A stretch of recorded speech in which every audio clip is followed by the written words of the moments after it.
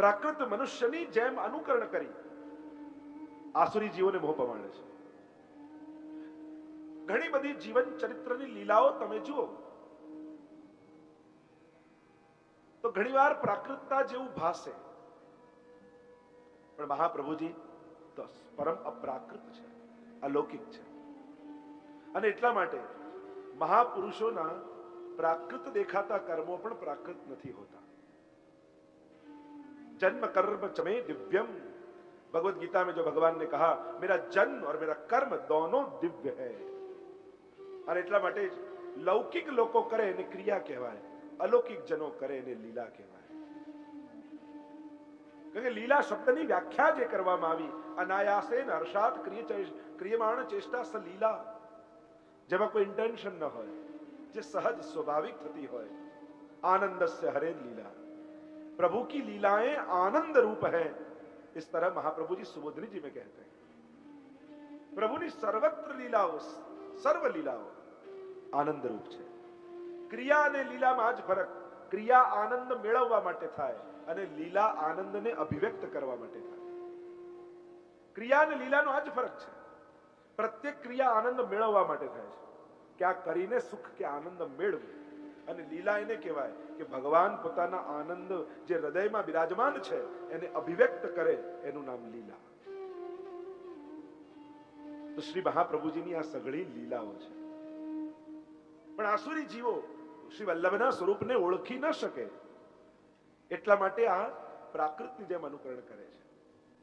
અને એટલે સાધારણ જીવોને એમ થાય કે કોઈ મહાપુરુષ છે, કોઈ બ્રાહ્મણ છે, કોઈ વિદ્વાન છે, કોઈ સંત છે, કેવલ કોઈ આચાર્ય છે. પણ મહાપ્રભુજીના એ પ્રભુ સ્વરૂપ અને સ્વામીજી સ્વરૂપનો સાધારણ જીવોને પરિચય થતો નથી. એ તો એ જ જીવો ઓળખી શકે જેના પર શ્રી વલ્લભની કૃપા હોય, ઠાકોરજીની કૃપા હોય. એ જ મહાપ્રભુજીના એ આદિ દૈવિક સ્વરૂપનો પરિચય કરી શકે છે. અને એટલા માટે ક્યારે પણ પ્રભુ અને મહાપ્રભુજીની લીલામાં લૌકિકતા નહીં જોઈ. આજે ઠાકોરજીના પ્રસંગોમાં પણ ઘણીવાર આજકાલના લેખકો, વિદ્વાનો એને એક મનુષ્ય તરીકેનું મૂલ્યાંકન કરી અને ભગવાનની લીલાઓમાં પણ દોષનું સંશોધન કરે છે. ભગવાને આ ખોટું કર્યું, ભગવાને આમ કર્યું, ભગવાને આમ નતું કરવું જોઈતું. પણ પ્રભુની તો સઘળી લીલાઓ છે. અલૌકિક ગ્રંથોનું લૌકિક બુદ્ધિથી ક્યારેય પણ મૂલ્યાંકન નહીં કરવું, નહીં તો કેવલ લૌકિકતા જ પામશે. એને અલૌકિક બુદ્ધિએ જોવા. જેણે રચ્યા છે આ ગ્રંથો, એની માનસિક સ્થિતિ, એની ભાવાત્મક સ્થિતિ ક્યાં છે, એ રચયિતાની ભાવાત્મકતા સુધી તમે ન પહોંચો અને એની દૃષ્ટિએ એની રચનાને ન જુઓ, ત્યાં સુધી એને પૂરો ન્યાય ના આપી શકો. તમે ભાગવતજીમાં ભગવાનના ચરિત્રમાં કઈ દોષ કાઢો, પણ આ રચના કોણે કરી? સુખદેવજી, શ્રીમદ વ્યાસજી. અને જ્યાં સુધી એ ભાવના સ્ટેજ ઉપર તમે ન પહોંચો, ત્યાં સુધી એમની રચનાને પૂરો ન્યાય નહીં આપી શકો. એ રીતે શ્રી મહાપ્રભુજી, ગુસાઈજી સાથે લાલજી આદિના ચરિત્રો પરમ અલૌકિક છે. અસ્માકમ કુલમ નિષ્કલંક, એમાં દોષ નહીં જોવા. આ અપરાધ છે. આપણે ત્યાં તો હરિગુરુ વૈષ્ણવ ત્રણેયમાં દોષ દર્શન નહીં કરવું. અપનો દોષ વિચાર સખીરી, ઇનસો કછું ન કહીએ, કૃપા એક લાલન ઝૂકી છે. પોતાનો દોષ વિચારો. તમને ક્યારે ક્યાંય દોષ દેખાય તો વિચારવું એમ કે મને કેમ દોષ દેખાઈ રહ્યા છે, પેલામાં દોષ કેમ છે, આપણે એનું ચિંતન કરીએ. ખરેખર ચિંતન એમ કરવું જોઈએ કે મને કેમ દોષ દેખાય છે, મારી દ્રષ્ટિમાં એવી કઈ ખામી છે કે હું દોષ દર્શન કરી રહ્યો છું. આપણે લોકો સામેવાળામાં દોષ કેમ છે એનું ચિંતન કરીએ. એને સુધરવું જોઈએ, એને બદલાવવું જોઈએ. ચિંતન તો એ કરવું કે મારી અંદર આવી બુદ્ધિ કેમ થઈ કે મને સામેવાળામાં દોષ દેખાયા. कृपा भई तब जानिए जब दिखे अपने दोष. हरिराय जी तो कहते हैं कि कृपा भई तब जानना जब अपने दोषों का ज्ञान होने लगे. तो श्री महाप्रभु जी આ બધી લીલા કરે. જન્માદિની લીલા થાય, અનેક સંસ્કારો કર્યા, વિવાહાદિ થયા, અનેક અનેક ચરિત્રમાં સાધારણ મનુષ્ય જેવી ક્રિયા દેખાય, પણ એમાં પણ અલૌકિકતા છે. આગળના શ્લોકનું ગાન કરતા શ્રી ગુસાઈજી પ્રભુચરણ કહે.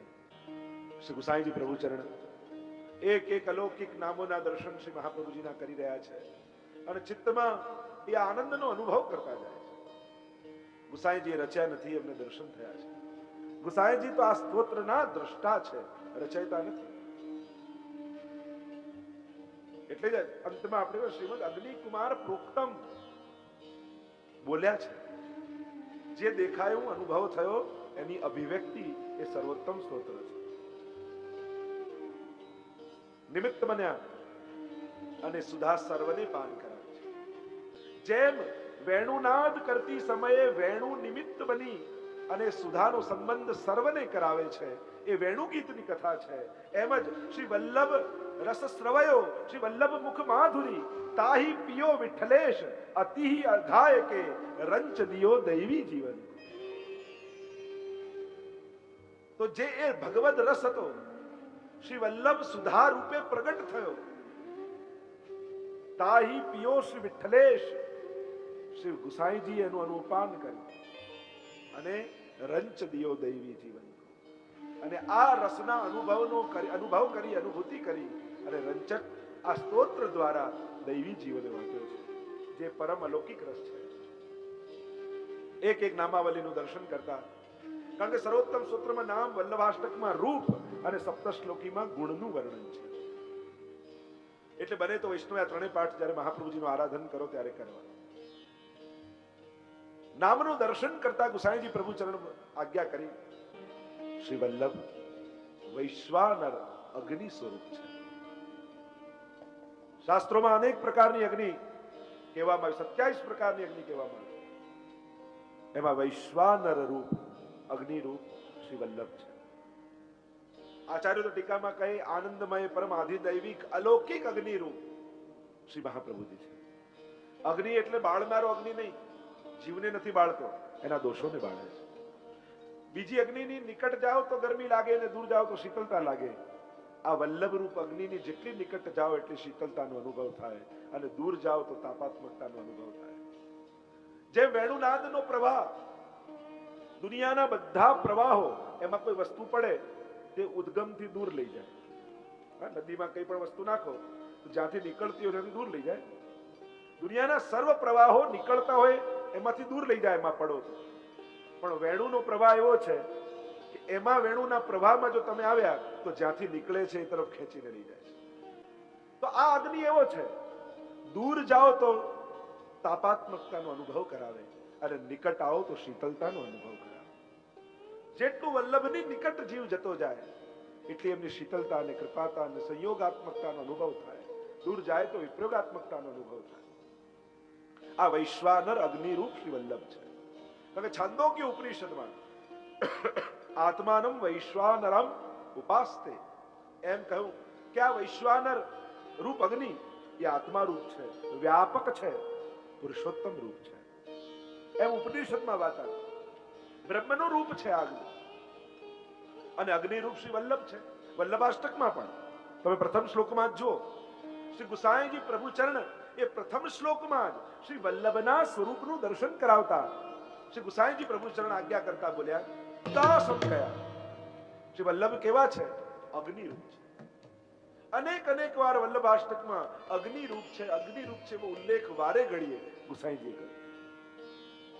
સાક્ષાત અગ્નિ સ્વરૂપ શ્રી મહાપ્રભુજી અગ્નિકુંડમાંથી, યજ્ઞ કુંડમાંથી સંકેત કર્યો કે હું પ્રગટ થઈશ અને અગ્નિકુંડમાંથી શ્રી મહાપ્રભુજી પ્રગટ થયા. એમ શ્રી વલ્લભના ચરિત્રમાં અગ્નિનો વારે ઘડીએ સંબંધ બતાવી અને અહીંયા સૂચિત કર્યું કે વૈશ્વાનર રૂપ સાક્ષાત પરબ્રહ્મ રૂપ શ્રી મહાપ્રભુજીનું પ્રાગટ્ય છે. અને એટલા માટે વૈશ્વાનરાય નમઃ. શ્રી મહાપ્રભુજી વૈશ્વાનર અગ્નિ રૂપ છે. આગળ ગુસાઈજી દર્શન કરતા કે બોલ્યા, ગુસાઈજીએ કહ્યું, શ્રી વલ્લભ એવા નામ વાળા આપ છો. આપનું નામ શ્રી વલ્લભ છે. મેં પહેલા જ દિવસે પ્રસંગ કહ્યો હતો, લીલામાં એ અલૌકિક વલ્લભનો પ્રાગટ્યની પ્રસંગ કહ્યો કે જ્યારે ઠાકોરજીને સ્વામીજીએ માન ધર્યું, ઠાકોરજીના હૃદયમાં સ્વામીજીનું દર્શન થયું અને સ્વામીજીને એમ થયું કે કોઈ ગોપી બિરાજમાન છે, નારાજ થઈ ગયા, માન ધારણ કરી લીધું, જાઓ પ્રભુ આપની સાથે નહીં બોલું. અને અહીંયા પ્રભુએ પણ માન ધર્યું. બંનેના હૃદયમાંથી ઠાકોરજીના હૃદયમાંથી સ્ત્રી ભાવ, સ્વામીજીના હૃદયમાંથી પું ભાવ, સાક્ષી સ્વરૂપ શ્રી વલ્લભનું પ્રાગટ્ય થયું. બંનેના માનને દૂર કર્યા, બંનેનું માન હરાયું, યુગલ સ્વરૂપને બિરાજમાન કર્યા. અને ત્યારે શ્રી મહાપ્રભુજીના મુખમાંથી શબ્દો નીકળ્યા, શ્રી વલ્લભ શ્રી કૃષ્ણ શરણમ મમ, શ્રી કૃષ્ણ શરણમ મમ. અષ્ટાક્ષરનું લીલામાં પ્રાગટ્ય થયું. અને આમ બંનેનું માન દૂર કરવામાં શ્રી વલ્લભ નિમિત્ત બન્યા. એટલે બંને યુગલ સ્વરૂપને આ સાક્ષી સ્વરૂપ ઉપર અતિશય વાલ આવે. કારણ કે માન દૂર કરવામાં જે નિમિત્ત બને એ બંનેનું પ્રિય થાય. કારણ કે આ ભક્તિ માર્ગ છે ને, આ દૂતનો માર્ગ નથી, આ દૂતીનો માર્ગ છે. ભગવાને ઉદ્ધવજીને દૂત બનાવીને મોકલ્યા. ગોપીઓ કહે એના કરતા દૂતી બનીને આવ્યો હોત, અમારો સહાયક બનીને આવ્યો હોત તો તારા ઉપર અમે પ્રસન્ન થાત. તું તો દૂત બનીને આવ્યો છે. અને દૂત તો યમદૂત હોય. આ માર્ગ તો દૂતીનો માર્ગ છે, આડીનો માર્ગ છે, કાનીનો માર્ગ છે. અને જેને કારણે માન દૂર થાય એના પર તો બંનેને વહાલ આવે. અને બંનેને વહાલ આવે, કોઈને જેમ કોઈ પ્રિયા પ્રિયતમ હોય, એકબીજાને પ્રેમ કરતા હોય અને આ બંનેનો જે સંદેશો મોકલાવે, એકબીજાને મદદ કરે, એમ જે વચ્ચે રહેતો હોય વ્યક્તિ એકબીજાને સ્નેહ કરવામાં, એના પર બંનેને પ્રેમ હોય એના તારે કારણે વાત થાય છે. તો એ દૂતી ઉપર વધારે વાલ થાય. તો એમ શ્રી મહાપ્રભુજી થકી બંનેનું માન હરાયું. અને ત્યારે સ્વામીજી અને ઠાકોરજી બંને બોલ્યા, આપ અમને બંનેને પરમ પ્રિય છો, એટલે અમે આજ પછી આપને શ્રી વલ્લભ કહીને બોલાવીશું. અને ત્યાં લીલામાં મહાપ્રભુજીનું નામકરણ થયું શ્રી વલ્લભ. વલ્લભનો અર્થ થાય અતિશય પ્રિય. જે અતિશય પ્રિય હોય, જે આપણે કહીએ ને પ્રાણ વલ્લભ, પ્રાણ પ્રિય. તો આપ અમને બંનેને અતિશય પ્રિય છો, કારણ કે આપે અમારા બંનેને માન દૂર કરી અમને એકઠા કર્યા છે, ભેગા કર્યા. આજ પછી અમે આપને વલ્લભ કહીને બોલાવીશું. અને જેટલું લીલા પરિકર હતું એ બધા પ્રસન્ન થઈ ગયા. અમે બધા જ શ્રી વલ્લભ કહીને આપનું ઉચ્ચારણ કરીશું. અને ત્યારે લીલામાં આપનું નામ વલ્લભ પડ્યું. એટલે અહીંયા ગુસાઈજીએ એ લીલામાં પ્રગટ થયેલા મહાપ્રભુજીના દર્શન કરી અને કહ્યું, શ્રી વલ્લભાખ્યાય નમઃ, આપ વલ્લભ એવા નામ વાળા છો. અને એ જ વલ્લભ સ્વરૂપ જે લીલામાં પ્રગટ થયું હતું એ ભૂતલ પર પધાર્યું. અને ત્યારે પણ આપનું નામ વલ્લભ પાડવામાં આવ્યું. કારણ વલ્લભનો એક અર્થ થાય વદ અને લભ. તોરલી સંસ્કૃતમાં સંધિ પ્રકરણમાં આવે છે નિયમ, તો ત વર્ગ લકાર પરે પર સવર્ણસ્યા, વદ લભ. અને લ આગળ હોય તો અહીંયા પણ લ થઈ જાય, એટલે કહેવાય વલ્લભ. જે વદ એટલે વાણી અને લભ એટલે લાભ. વાણી દ્વારા જે આ ભૂતલ પર જીવોને લાભ આપવા માટે પધાર્યા એ જ શ્રી વલ્લભ છે. એ સમયે ઠાકોરજી બિરાજમાન હતા ત્યારે વેણુનાદ દ્વારા સુધાનું પાન હતું. અને હવે વલ્લભ ભૂતલમાં પ્રગટ થયા એટલે વલ્લભના વચનામૃત જ એ વલ્લભનું વેણુનાદ છે. વેણુ ગીત પુનઃ યુગલ ગીત કી રસબર ખાબર ખાઈ, પ્રગટ ભય માર્ગ રીત દિખાઈ. શ્રી મહાપ્રભુજી વચનામૃત દ્વારા આનંદ આપવા પધાર્યા. તમે આખો મહાપ્રભુજીનો ઇતિહાસ કાઢી લો, જોઈ લો. આખો ઇતિહાસ કાઢી લો, જોઈ લો. ઘણા લોકો કે આમ ભાગવતની કથા થાય, આવી કથા વલ્લભપુરની થાય. તમે 84 બેઠકના કોઈ પણ ચિત્રમાં એવું જોયું કે બાજુમાં શાસ્ત્રીજી કથા કરતા હોય, મહાપ્રભુજી સાઈડમાં બિરાજ્યા હોય? કોઈ એવું દ્રશ્ય જોયું? એકે બેઠકજીના ચરિત્રમાં સ્વયં શ્રી વલ્લભ જ વાણી દ્વારા લાભ આપે છે. જ્યાં જ્યાં મહાપ્રભુજી પધાર્યા, તમે દરેક પ્રસંગોમાં જુઓ શ્રી મહાપ્રભુજીએ ભાગવતજીનું અવગાહન કર્યું. એ તીર્થોના દેવતા આવીને શ્રવણ કરે, વિદ્વાનો આવીને શ્રવણ કરે. મહાપ્રભુજી તો વાણી દ્વારા લાભ આપવા માટે જ પધાર્યા છે. અને એટલા માટે વૈષ્ણવે વલ્લભ કુલનો વાણી દ્વારા લાભ લેવો. જ્યાં પણ પધારે, જ્યાં પણ હોય, એવો આગ્રહ રાખો કે વલ્લભ કુલના મુખે મારે સાંભળવું છે. એમને વિનંતી કરો કે આપ બોલો, અમે શ્રવણ કરીએ. એ તો મોટા ભાગે શું થાય, અમે ઉદ્ઘાટન કરીને જતા રહીએ. ક્યાં એવો પ્રસંગ 84 વૈષ્ણવમાં જોયો? ક્યાં કોઈ આયોજનો જોયો? મોટા ભાગે મનોરથો તો વ્યક્તિગત કર્યા છે મહાપ્રભુજીએ. વચનામૃત દ્વારા જ સમષ્ટિને લાભ આપ્યો છે. આપનું પ્રાગટ્ય વાણી દ્વારા લાભ આપવા માટે જ થયો છે. તમે બધા જ ચરિત્રોમાં, આખા વલ્લભ ચરિત્રમાં જોઈ લો, શ્રી મહાપ્રભુજી તો સાક્ષાત વાકપતે છે. અને આવા જે વાણી દ્વારા લાભ આપવા માટે પધાર્યા છે. એટલે ગુસાઈજી કહું, વલ્લભાખ્યાય નમઃ, વલ્લભ એવું નામ વાળા છે. શ્રી વલ્લભાખ્યાય નમઃ, વલ્લભ એવા નામ વાળા આપ. અને નામ સર્વ વૈષ્ણવ જનોને અતિશય પ્રિય છે. શ્રી ઠાકોરજીને અતિશય પ્રિય છે, શ્રી સ્વામીજીને અતિશય પ્રિય છે. અનેક જીવોના ચરિત્રમાં તમે જુઓ કેવી કેવી આસક્તિ વલ્લભના ચરણારવિંદમાં જીવોને થઈ. સર્વ લૌકિક વિસરાયો અને વલ્લભના રંગમાં રંગાઈ ગયા, વલ્લભીય થઈ ગયા. અને એટલે હરિરાયજી પણ કહે એવા વલ્લભીઓ પર તો હું વારી જાઉં. ઓ વારી ને વલ્લભીયન પર અપને તન કો કરું બિછોના, શીશ ધરું ઇનકે ચરણન. જેના મુખમાં મારા વલ્લભનું નામ હોય એના ચરણમાં તો હું આળોટવા તૈયાર થઈ જાઉં, એમ હરિરાયજી કહે છે. એના પર અતિશય જીવોને વાલ આવે છે. તો એવા વલ્લભાખ્યાય શ્રી ગુસાઈજી પ્રભુ ચરણે મહાપ્રભુજીને વંદન કર્યા અને આગળ જયારે નામનું દર્શન કર્યું. મેં તમને પહેલા જ કહ્યું, અત્યાર સુધી ચાની જેમ પીતા હતા, હવે દવાની જેમ પીવું પડશે. થોડીક ઉતાવળમાં આપણે, થોડીક શીઘ્રતામાં આપણે આગળ વધીશું. સંતોના હિત કરવા વાળા, નિજ ભક્તોના હિત કરવા વાળા, સજ્જનોના હિત કરવા વાળા, ભગવદીઓના હિત કરવા વાળા હે શ્રી વલ્લભ આપ છો. સતામ સંત એટલે સજ્જન અર્થાત નિજજનો. અહીંયા જ્યાં જ્યાં પણ સર્વની વાત આવે તો વિચાર થાય કે શું વલ્લભ સર્વનો ઉદ્ધાર કરવા પધાર્યા છે? શું સર્વજનોને વલ્લભની ભક્તિનો અધિકાર છે ખરો? એક વસ્તુ સમજી લો, ભગવદ ગીતાજી જ્યારે આપણે ચર્ચા કરીશું ફેબ્રુઆરી મહિનામાં, ત્યારે આ બધી ચર્ચા આવશે. કેમ દરેક જીવો ભગવાનને ભજતા નથી? કેમ જુદી જુદી અનેક પ્રકારની ઉપાસનાઓ આપણે ત્યાં છે? એનું એક કારણ એ છે કે દરેકનો પ્રભુ ભક્તિનો અધિકાર નથી. એનો જ્યાં જેવો અધિકાર હોય ભગવાન ત્યાં એની શ્રદ્ધા લગાડે. યો યો યામ યામ તનુમ ભક્ત શ્રદ્ધા રચિતુમ ઇચ્છતિ तस्य तस्याम चलाम श्रद्धाम रामेव विदधाम्यहम.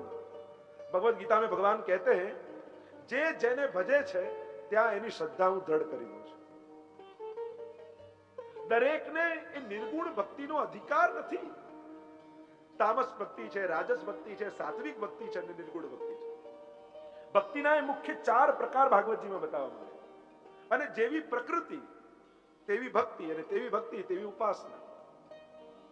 એટલે સર્વને એ નિર્ગુણ અને એ પુષ્ટિ ભક્તિ, એ પુષ્ટિ પુરુષોત્તમની સેવાનો સર્વને અધિકાર નથી. અને એટલા માટે એનો જ્યાં અધિકાર હોય ત્યાં એને શ્રદ્ધા થાય અને ત્યાં એની ઉપાસના એ કરે. પણ પ્રભુ કહે કે ત્યાં એની શ્રદ્ધા હું દ્રઢ કરું, પણ જ્યાં પોતાનો જીવ દેખાય ને, પુષ્ટિ જીવ દેખાય, એટલે ઠાકોરજી એમ કહે સર્વ ધર્માન પરિત્યજ્ય મામ એકમ શરણમ વ્રજ અહમ ત્વામ સર્વ પાપેભ્યો મોક્ષયિષ્યામિ મા શુચ.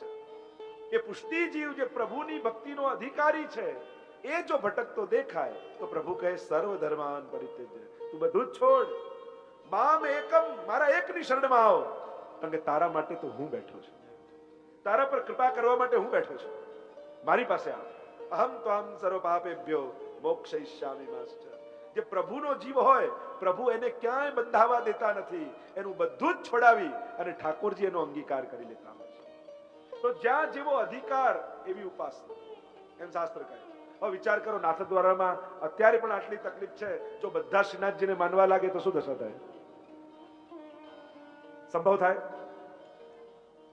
તો અહીંયા સર્વની વાત જ્યાં જ્યાં આવે, એમ ટીકામાં પણ આચાર્યો કહે છે કે જેમ અહીંયા 100 બ્રાહ્મણ બેઠા હોય અને ભોજન કરવા માટે બોલાવ્યા હોય, અને બધા બ્રાહ્મણે ભોજન કરી લીધું, એટલે બધા બ્રાહ્મણોએ ભોજન કરી લીધું, તો એનો અર્થ બધા કીધું, એનો અર્થ એમ થાય કે દુનિયાભરના બ્રાહ્મણોએ જમી લીધું? ના, એનો અર્થ એમ થાય અહીંયા જે છે, આપણા જે છે એમણે બધાએ લઈ લીધું. તો એમ અહીંયા જ્યાં સર્વની વાત આવે તો એમ તો થાય શું વલ્લભની ભક્તિનો અધિકાર સર્વને છે? ના, એ તો જે નિજજનો છે એ સર્વ કહી જે પુષ્ટિ ભક્તો છે એની વાત કરવામાં આવે છે.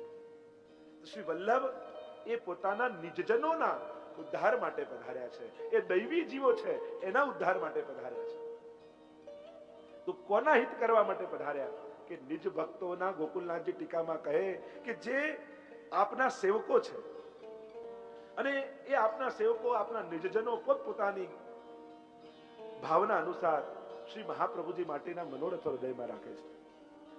જેનો જેવો ભાવ એવા મનોરથો એના હૃદયમાં, અને એ સઘળા મનોરથોને પૂરા કરવા વાળા શ્રી મહાપ્રભુજી છે.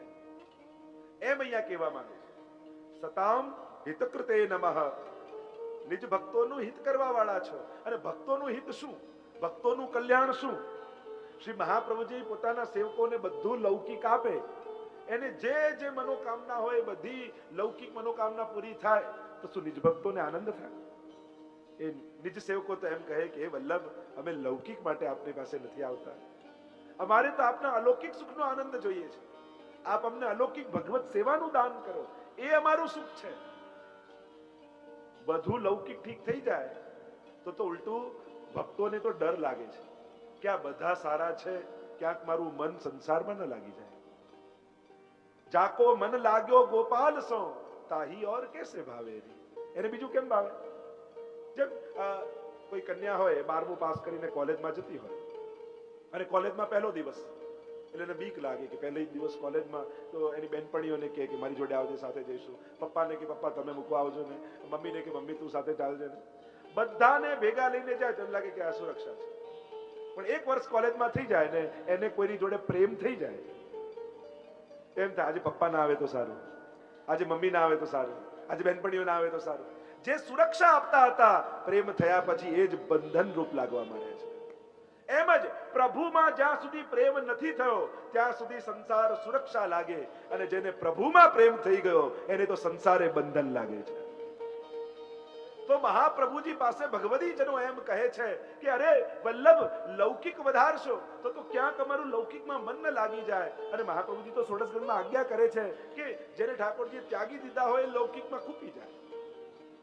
જે બહુ લૌકિકમાં ખૂપી ગયો તો એમ માનજો કે ઠાકોરજી એનો હાથ છોડી દીધો છે. હરિણા યે વિનિર્મુક્તા તે મગ્ના ભવસાગર. પ્રભુ જેને છોડી દે ને એ લૌકિકમાં એટલો ડૂબી જાય કે એને અલૌકિક ક્યાંય દેખાય જ નહીં, એને ક્યાંય અલૌકિકના ભાવ આવે જ નહીં. ત્યારે એમ માનવું કે પ્રભુએ આનો હાથ છોડી દીધો છે. પણ શ્રી વલ્લભ એ તો નિજજનોના અલૌકિક મનોરથોને પૂરા કરવા માટે છે. અને એટલા માટે અલૌકિક જનો પાસે જ્યારે પણ જાઓ ત્યારે બને એટલું લૌકિક ઓછી વાત કરો, લૌકિક માંગણી ન કરો, લૌકિક ઈચ્છાઓ ન રાખો, લૌકિક વાતો ન કરો. જ્યારે આપણે પણ અલૌકિક સ્થાનમાં અલૌકિક વ્યક્તિઓ પાસે જ્યારે પણ જઈએ ત્યારે નક્કી કરીને જઈએ બને એટલું લૌકિક ઓછું કરીશું. મંદિરમાં પણ જાઓ, જ્યારે પણ હવેલીમાં જાઓ, મને એમ થાય શું અડધો કલાક હવેલીમાં ઠાકોરજીના બનેલા ન રહી શકીએ આપણે? જ્યાં હવેલીનો પગથિયા ચડ્યા અને મળ્યા કોઈ ઓળખીતા એટલે બધી ઘરની વાત મંદિરમાં. આપણે કહીએ મંદિર ચોખ્ખું રાખો, હા તો વિચારોથી પણ ગંદુ ન કરો. કેવલ વસ્તુઓથી ગંદુ થાય એવું નથી હોતું. ઘણી વાર અલૌકિક સ્થાનો ખોટા વિચારોથી પણ ગંદા થઈ જતા હોય છે, ખરાબ વાણીથી પણ ગંદા થઈ જતા હોય છે. એટલે આ બધું વિચારવા જેવું છે. અડધો કલાક નક્કી કરીએ ચપ્પલ બહાર કાઢીશ હવેલીમાં ત્યારે બધી લૌકિકતા મૂકીને અંદર જઈશ. મંદિરમાં જ્યારે પ્રવેશો ત્યારે બારણું બોલ્યું પગરખા નહીં અભરખા કાઢો. કવિ કહે છે કે જ્યાં મંદિરમાં પ્રવેશો ત્યારે દરવાજું બોલ્યું કે પગરખા નહીં અભરખા કાઢી દો. એટલા બધા લૌકિકમાં અભરખા લઈને ભગવાન પાસે જાશો ને તો ત્યાંનું વાતાવરણ પણ તમે લૌકિક બનાવી દો. અને આ લૌકિકતા જ પ્રપંચને ફેલાવે છે. જ્યારથી ધર્મસ્થાનોમાં અલૌકિક વ્યક્તિઓ પાસે, ગુરુજનો પાસે, વૈષ્ણવો પાસે, હવેલીઓમાં લૌકિક વાત લઈને જઈએ છે એટલે લૌકિકતાની શરૂઆત થઈ જાય છે. જો વ્યક્તિ નક્કી કરે કે અલૌકિક ભાવ રાખીને જવું છે તો કાંઈ પ્રોબ્લેમ ના. આ જેટલા દુનિયામાં પ્રોબ્લેમો ઉભા થાય છે એ બધું લૌકિકતા અલૌકિક સ્થાનોમાં લઈ જવાથી થાય છે. તો મહાપ્રભુજી તો અલૌકિક મનોરથો પૂરા કરવા વાળા છે. કુંભનદાસજી પણ આવ્યા ને ત્યારે બ્રહ્મ સંબંધ લીધું, પત્નીને પણ બ્રહ્મ સંબંધ લેવડાવ્યું અને મહાપ્રભુજી પાસે વિરાજમાન થયા અને મહાપ્રભુજીએ કહ્યું કશું માંગો. કુંભનદાસજી તો બે હાથ જોડીને કહ્યું શ્રી વલ્લભ आपने ब्रह्म संबंध दियो, ठाकुर जी की कीर्तन की सेवा दी, यासु अधिक और का हो सके. आपे आ अलौकिक आप्यो एनाथी વધારે કઈ નથી. પત્નીને કહ્યું તમે કઈ માંગો. પત્ની કે મારે કોઈ દીકરો નથી, કૃપા કરો ને દીકરો થાય. મહાપ્રભુજી કે એક નહીં 7 દીકરા થશે, જા આશીર્વાદ છે. બહાર આવીને કુંભનદાસજીએ કહ્યું અરે જે પ્રભુ આપવા સમર્થ છે એની પાસે તે લૌકિક માંગ્યું. તે પ્રભુ માંગ્યા હોત તો મહાપ્રભુજી તને ઠાકોરજી આપી દે. 7 દીકરા થયા પણ કુંભનદાસજીને પૂછ્યું કેટલા દીકરા? તો કે 1.5 દીકરા છે મારે. ગુસાઈજી કે અમે તો સાંભળ્યું 7 છે કે 5 તો ભક્તિ કરતા જ નથી એટલે એનો પુત્ર નથી માનતો. એક ગાયોની સેવા કરે છે એટલે અડધો દીકરો છે. ચતુર્ભુજદાસ સેવા અને સત્સંગ બંને કરે એટલે મારો આખો દીકરો છે. તો નિજ ભક્તોના મનોરથો પૂરા કરવા વાળા શ્રી વલ્લભ છે. 84 વૈષ્ણવની વાર્તામાં તમે જોઈ લો, જેણે જેણે જે મનોરથો કર્યા દરેકના પ્રસંગમાં તમે જુઓ, એ દમલાજી હોય, કૃષ્ણદાસ મેઘન હોય, દામોદર સબલવાલા હોય, સુરદાસ હોય, કુમનદાસ હોય, પરમાનંદદાસ હોય, જે અલૌકિક મનોરથો કર્યા, મહાપ્રભુજી સઘળાના મનોરથો પૂરા કર્યા. આ જ છે નિજ ભક્તોનું હિત કરવું. બીજું કલ્યાણ વૈષ્ણવનું ન હોઈ શકે. વૈષ્ણવનું પરમ કલ્યાણ શું છે કે મહાપ્રભુજી એને ભગવત સેવાનું દાન કરે, ભગવત સેવા આપે. કારણ કે લૌકિક આપશે તો લૌકિક વધશે, અલૌકિક આપશે તો અલૌકિક વધશે. તો શ્રી વલ્લભ તો ભક્તોનું અલૌકિક વધારનારા. શ્રી મહાપ્રભુજી આ જ વૈષ્ણવનું હિત કરે છે. વૈષ્ણવનું હિત આમાં જ છે કે એનું ચિત્ત સદાય પ્રભુના ચરણારવિંદમાં લાગેલું રહે. ગોપાલદાસજી પણ ગોપાલદાસજી આ વલ્લભાખ્યાનમાં કહે ભક્ત માંગે માનજી, કે ભક્ત માંગે માન, ભક્ત માન માંગે છે, એને કયું માન જોઈએ? ટીકામાં આચાર્યોએ લખ્યું ભક્ત માન માંગે એટલે ભક્તનું સન્માન કયું? ટીકામાં આચાર્યોએ લખતા કહ્યું કે ભક્તનું સાચું સન્માન એ જ છે કે એના અધિકાર અનુસાર શ્રી વલ્લભ એને અલૌકિક ભક્તિનું દાન કરે, અલૌકિક સેવાનું દાન કરે, એ જ ભક્તનું સન્માન છે. તમને ગુરુ જો સેવા આપે કે તું આ સેવા કર, તું આ સેવા કર, તું આ સેવા કર, અને સેવા મળી એ જ સન્માન છે. સેવા કર્યા પછી સન્માન લેવા જાય વૈષ્ણવ નહીં, પણ સેવાને જ સન્માન માને એ જ વૈષ્ણવ છે. કારણ કે પ્રભુ બધું જ આપે, જલ્દી કોઈને સેવા નથી આપતા. અને વલ્લભ તમારું સન્માન કઈ રીતે કરે છે? તમારા માથે પોતાનું સર્વસ્વ એવા પ્રભુ પધરાવી અને શ્રી મહાપ્રભુજીએ તમારા બધાનું સન્માન કરી દુખ્યું છે. બધાનું સન્માન મહાપ્રભુજીએ કર્યું છે. જે બ્રહ્મ સંબંધી થાય અને ઠાકોરજીનો શરણાગત થયો એટલે મહાપ્રભુજી એનું સન્માન કરે. કઈ રીતે? એના માથે ઠાકોરજી પધરાવી. કારણ કે સન્માન કરવું હોય તો કઈક કિંમતી વસ્તુ કે કઈક આદરણીય વસ્તુ આપણે એને આપીએ. અને શ્રી વલ્લભ માટે સર્વસ્વ એવા એમના ઠાકોરજી છે. અને અદે દાન દક્ષશ્ચ મહોદાર ચરિત્રવાન, એવું અદે દાન એવું શ્રી ઠાકોરજીનું દાન આપણને કર્યું.